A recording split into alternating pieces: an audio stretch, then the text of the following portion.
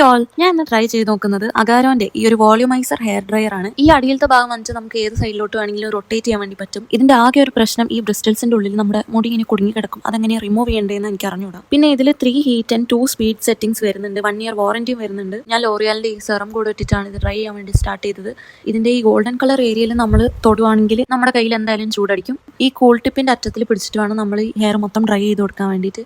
ഞാനൊരു 15 to 20 മിനിറ്റ്സിലാണ് ഈ full process ചെയ്ത് കഴിഞ്ഞത്. മാക്സിമം ഒരു 15 മിനിറ്റ്സിൽ തന്നെ നമുക്ക് ഫുൾ ഹെയറും ഇതേപോലെ ആക്കി കൊണ്ടുവരാൻ വേണ്ടി പറ്റും. ഇത്രയും നല്ലൊരു റിസൾട്ട് ഉണ്ടാവുമെന്ന് ഞാനിത് പ്രതീക്ഷിച്ചിട്ടേ ഇല്ല.